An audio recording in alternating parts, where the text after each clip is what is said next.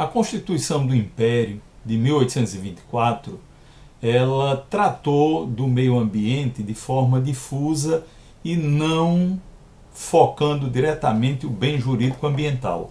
Por exemplo, ela proibiu indústrias contrárias à saúde do cidadão. Isso previsto no artigo 154, número 24 da Constituição de 1824, a Constituição Imperial de 1824. Então, como se vê, o bem jurídico mirado pela Constituição do Império era a saúde do homem e não o bem jurídico em autonomia. Mas já era de ser considerado um avanço, porque as outras constituições existentes no mundo e nas quais se espelhou a Constituição de 1824, elas não tratavam de assuntos mais humanos, digamos assim. Elas tinham um viés muito mais de regular a formatação do Estado, a estrutura de arrecadação de impostos, etc. Então, ter um dispositivo constitucional aqui na Carta Política de 1824, já tratando da proteção da saúde do cidadão, já significou um avanço. E tratando desse assunto com vinculação ambiental, mais forte ainda essa preocupação da Carta Política de 1824. Saltando um pouco na linha da história, chegamos na Constituição Republicana de 1891. E houve aí um passo a mais na busca da proteção do meio ambiente, pois essa carta, a Republicana de 1891, atribuía competência à União para legislar sobre suas minas e terras. Essa previsão estava no artigo 34, número 29 da Constituição de 1891. Então, no instante em que há um preceptivo constitucional autorizando ou comandando em direção da União a tarefa de legislar sobre suas minas e terras, significava que havia uma preocupação de como seriam usados esses dois bens patrimoniais da União. E, obviamente, abria-se o espaço para, no nível infraconstitucional, se tratar de alguma coisa com cariz ambiental. Já na Constituição de 1934, o foco sobre bens ambientais se tornou mais claro, ainda que não evidentemente tratando de meio ambiente, mas dispunha, por exemplo, da proteção às belezas naturais, ao patrimônio histórico, artístico e cultural. Também, novamente repetindo a questão da competência legislativa estabelecida para a União, que deveria legislar sobre riquezas do subsolo, mineração, águas, florestas, caça, pesca e a exploração econômica da pesca, especificamente dessa última atividade. Pois, no influxo dessa Constituição de 1934, advieram alguns diplomas importantes do ponto de vista ambiental. Por exemplo, o antigo Código Florestal, que era o Decreto-Lei 23.793 de 1934, atendeu a esse comando da Constituição e trouxe, sem dúvida alguma, um contributo para a proteção da flora brasileira. Tivemos também, nessa mesma linha, a edição do Decreto 24.645, também de 1934, proibindo os maus tratos a animais. Então, nova manifestação infraconstitucional de proteção difusa do meio ambiente, inspirada no comando constitucional estabelecido no artigo 5º e incisos da Carta Política de 1934. Então, na Constituição de 34, tivemos a expressa previsão de proteção às belezas naturais, ao patrimônio histórico, artístico e cultural. Isso está lá no artigo 10, inciso 3º, e também no artigo 148, e tivemos também essa questão da competência legislativa da União para tratar de riquezas do subsolo, mineração, águas, floresta, caça, pesca e a exploração comercial da pesca. Na Constituição de 1937, chamada Constituição do Estado Novo, de legitimidade um tanto questionável e controversa, nós tivemos a previsão de proteção dos monumentos históricos, artísticos e naturais, bem como das paisagens especialmente dotadas pela natureza. Isso está lá no artigo 134 e conduziu para a Constituição de 37 aquilo que já havia sido inaugurado, os primeiros passos de proteção específica constitucional para o meio ambiente. Também tratou da forma mais ou menos repetida da carta anterior, da competência da União para legislar sobre minas, águas, caça e pesca. E também estabeleceu em um de seus dispositivos uma especial proteção das plantas e rebanhos contra moléstias e agentes nocivos. Então, veem vocês que, apesar de atuar de uma forma discreta, essa Constituição de 37, a exemplo da Constituição de 34, já trazia alguma coisa de positivo em termos de proteção do meio ambiente. Chegamos a 1946, a edição da chamada Constituição Democrática, a Constituição que foi editada ao depois do fim do Estado Novo, ou seja, entrega-se ao Brasil uma carta política inspirada em princípios democráticos. E essa Constituição manteve a defesa do patrimônio histórico, cultural e paisagístico, assim está lançado no artigo 157, e conservou a competência da União para legislar sobre minas, águas, caça, pesca e inclusive a exploração. Quer dizer, sob a égide da Constituição de 46, nós tivemos, do ponto de vista de carta política, pelo menos a preservação desses ganhos ambientais no texto constitucional e no nível infraconstitucional, mas atendendo a esses comandos da Constituição, nós tivemos a edição da Lei de Proteção à Fauna, que é a Lei 5197 de 1967, e o Código de Pesca, consubstanciado no Decreto-Lei 221, de 28 de fevereiro de 1967. O emendão, ou emenda constitucional de 1967-69, para uns uma verdadeira Constituição, para outros não passando do status de emenda, mas o certo é que, nesse contexto, esse diploma, a Constituição, que vinha de 1946, foi substancialmente modificado em alguns pontos, mas no que diz respeito aos ganhos constitucionais ambientais, houve uma preservação. Então, a Constituição de 67-69, ou Emenda Constitucional de 67-69, praticamente manteve as regras da Constituição de 46.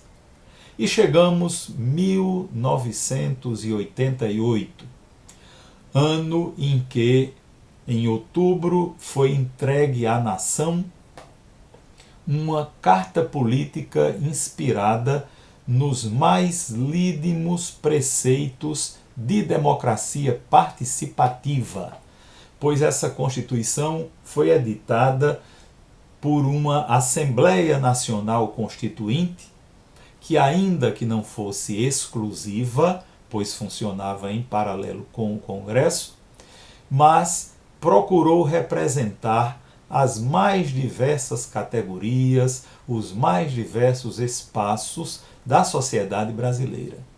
E com muita luta se conseguiu emplacar, pela primeira vez na história constitucional do Brasil, um capítulo inteiro dedicado frontal e exclusivamente ao meio ambiente.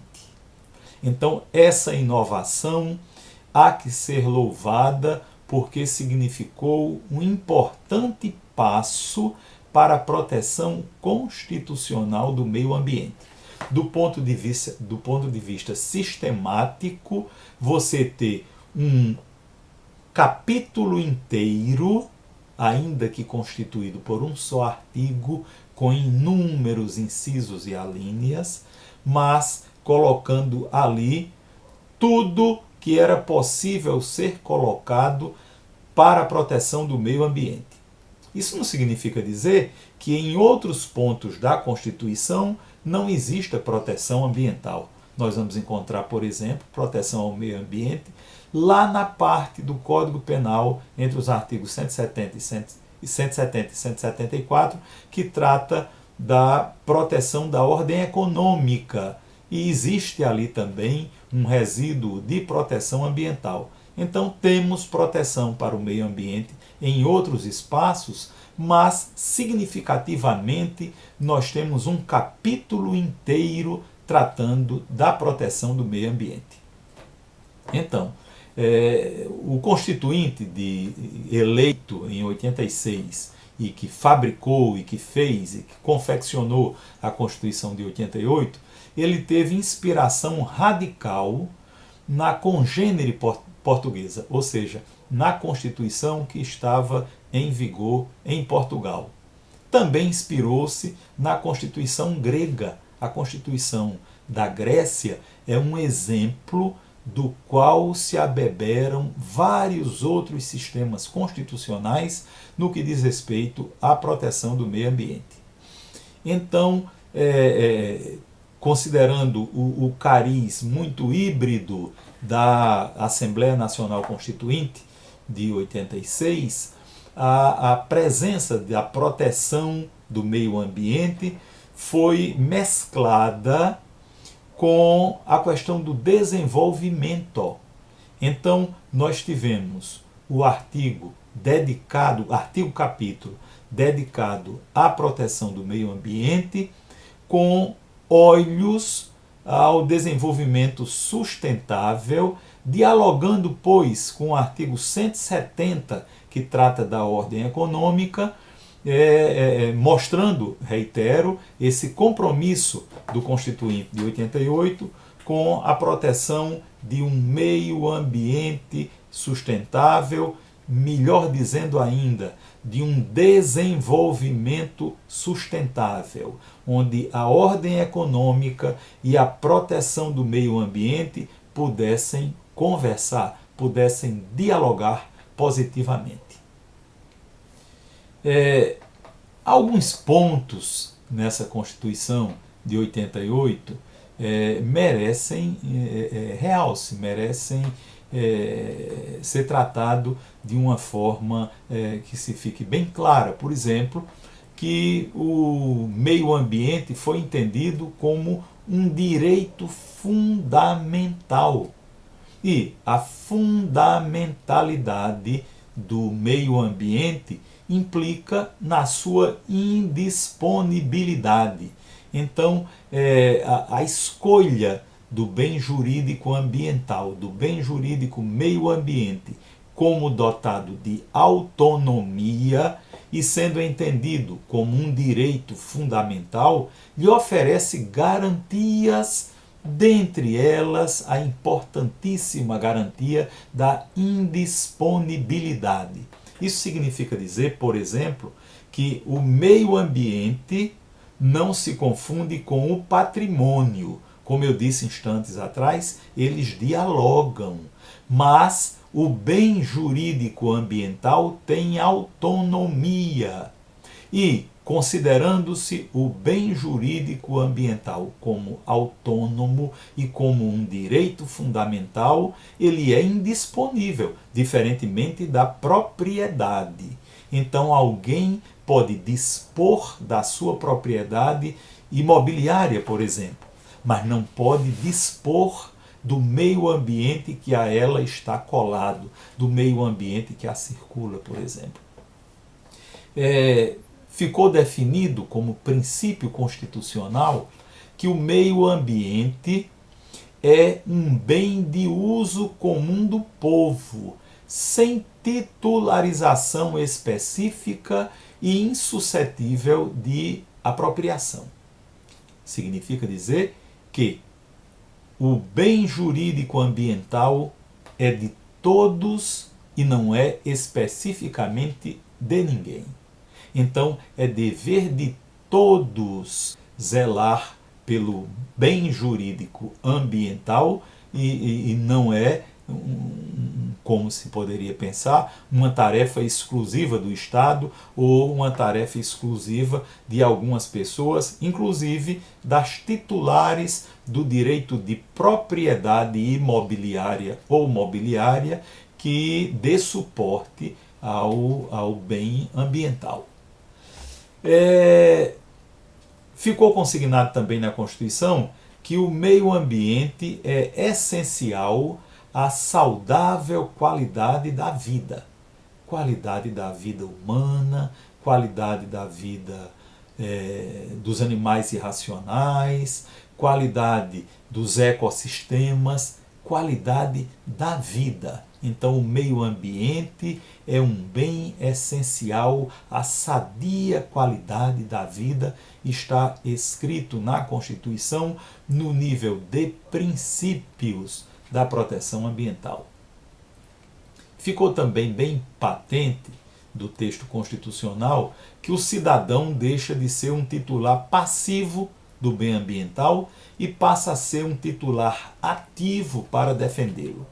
Então, é uma chamada para a sociedade, é uma chamada para a nação de compromisso da proteção ambiental.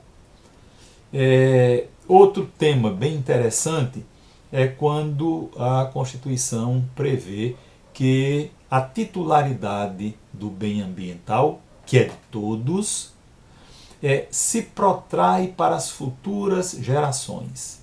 Ou seja, o compromisso de proteger o meio ambiente e a titularidade desse meio ambiente que é difusa, que cabe a todos nós, cabe a toda a nação, ela deve ser preservada, olhando-se as utilidades que delas são extraíveis para esta geração e para as futuras gerações.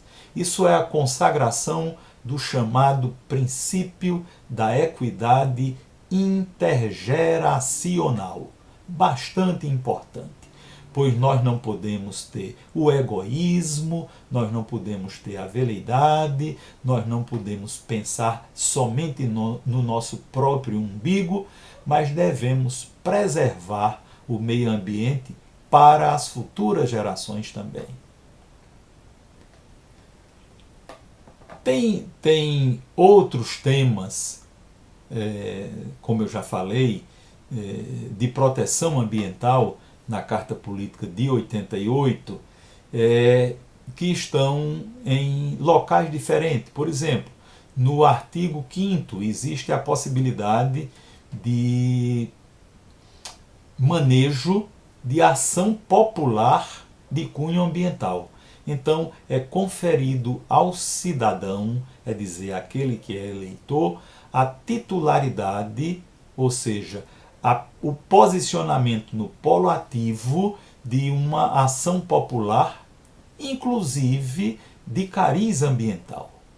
Então, se, por exemplo, o Estado, é dizer, o ente público de qualquer nível que seja, União, município, Estado-membro e tal, que pratique algum ato antiambiental, isso é entendido como um prejuízo para o próprio Estado, o que legitima qualquer cidadão a manejar uma ação popular.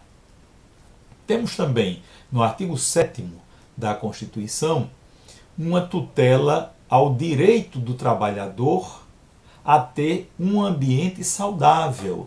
E aí falamos do ambiente laboral, o meio ambiente do trabalho. Então, no contexto de direitos trabalhistas, nós encontramos também como sendo direito fundamental dos trabalhadores ter um ambiente, ter um meio ambiente de trabalho saudável.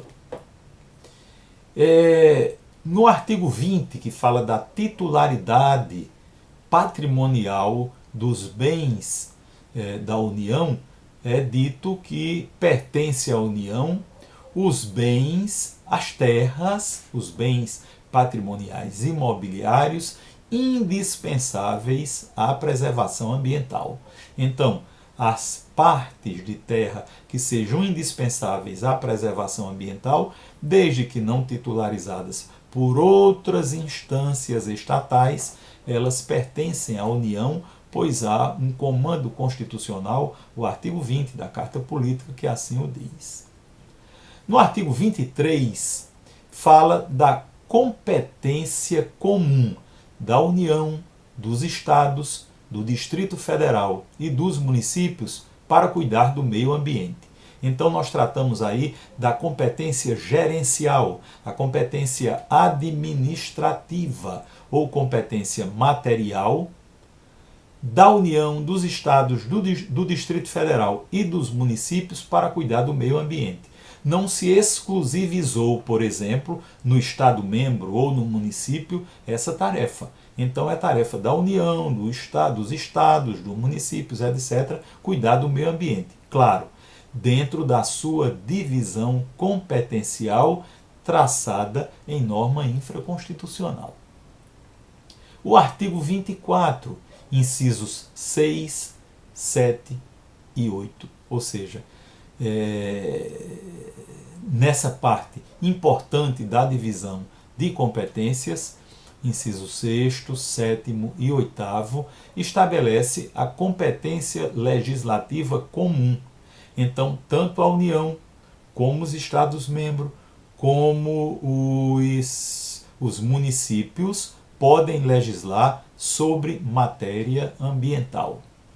Lá no artigo 96, parágrafo 1º, inciso 3º, é prevista a criação do Conselho de Defesa Nacional, que tem atribuições para opinar sobre áreas de interesse ambiental. Temos também, no artigo 109, inciso 3º, o Ministério Público legitimado para a ação civil pública ambiental. Temos o artigo 170, inciso 6º, que já falamos aqui momentos atrás, estabelecendo como princípio da ordem econômica o equilíbrio ambiental. No artigo 174, parágrafo 3º, ainda no contexto da proteção da ordem econômica, temos uma especial preocupação da Constituição com o garimpo, que tem que ser ecologicamente correto. Então, a atividade de extração minerária, a atividade de extração de minerais tem que ser feita de maneira ecologicamente equilibrada, ecologicamente correta, porque assim é o comando da Constituição. No artigo 186, inciso 2º, nós temos uma recomendação de função socioambiental da propriedade rural. Então, se até a vigência da Constituição de 67 e 69 nós tínhamos comando constitucional de que a propriedade devia ter uma função social. Com o advento da Constituição de 88, foi acrescido que, além do cariz patrimonial e além do compromisso social da propriedade rural, ela tem que ter também um compromisso, uma função socioambiental, uma função de comprometimento com o meio ambiente, ou seja, a exploração das áreas rurais só deve ser permitida se existir compatibilidade ambiental dessa exploração com as riquezas naturais, as riquezas ambientais em gerais que sejam detectadas naquela área. Lá no artigo 200, inciso 8º, quando se fala do Sistema Único de Saúde, há uma recomendação também para que haja compatibilidade dessa proteção da saúde das pessoas com o meio ambiente. Ou seja, o meio ambiente dialogando com a proteção da saúde das pessoas, o que é muitíssimo importante. No artigo 216, nós encontramos o inciso 4º e o inciso 5º, prevendo proteção especial para o patrimônio cultural brasileiro. Então, eu já falei no curso dessa nossa conversa que desde 1934 que existe um avanço, um crescimento da preocupação do Estado com os aspectos culturais. E não foi diferente com a edição da Constituição de 88, onde o patrimônio cultural brasileiro tem status constitucional. E nós sabemos que meio ambiente engloba também cultura. Meio ambiente ele se divide, para fins de compreensão, em meio ambiente natural, meio ambiente cultural, meio ambiente artificial ou construído e meio ambiente do trabalho. Então, a parte paisagística, a parte cultural, a parte dos bens especialmente tombados, tudo isso diz respeito, tudo isso interessa muito de perto a questão ambiental. E no artigo 220 da Constituição de 88, o parágrafo 3º, inciso 2º, proíbe propaganda atentatória ao meio ambiente. Então, quando diz respeito a deitar os trilhos por onde deve cursar a atividade de propaganda, ele recomenda que é vedado, é constitucionalmente proibida a veiculação de propaganda que seja atentatória ao meio ambiente. Então, nós temos, como já dito, proteção constitucional difusa e proteção constitucional concentrada. Concentrada em um capítulo 6º, que tem um só artigo e que assim foi colocado por habilidade dos integrantes da chamada Bancada Verde da Constituição de 88. Então, como havia resistência de alguns setores da Assembleia Constituinte, no sentido de não dar espaço aos temas ambientais, temendo que um crescimento da proteção constitucional do meio ambiente fosse inviabilizar determinadas atividades empresariais ou econômicas, como, por exemplo, o agronegócio.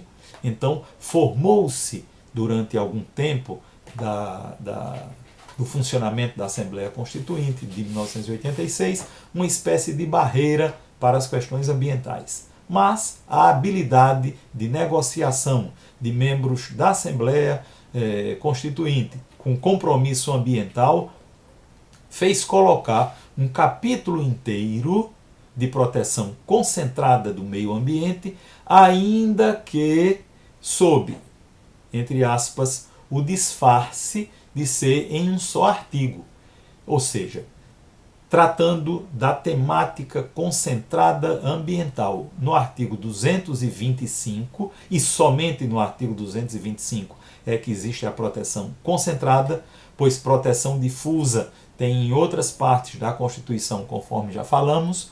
Então ali foi colocado tudo que seria redigido em vários artigos. Então resolveu a bancada ambientalista da Constituição de 88 traduzir tudo isso em um só artigo, ou seja, o que seria 2, 3, 4, 5, 10 artigos, foi trazido para de forma sintética, para de forma agrupada, residir no artigo 225, cujo pórtico, cujo caput já contempla uma série de princípios, uma série de comandos constitucionais de como deve acontecer a proteção do meio ambiente. Então ali está lançado textualmente, artigo 225.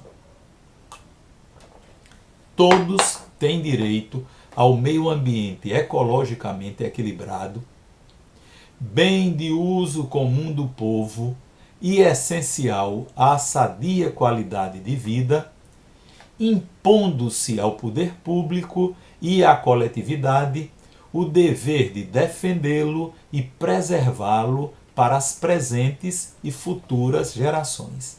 Vejam quantos princípios de proteção ao meio ambiente estão encartados somente no capítulo, somente na parte, explicando melhor, na parte de abertura desse artigo 225 do caput.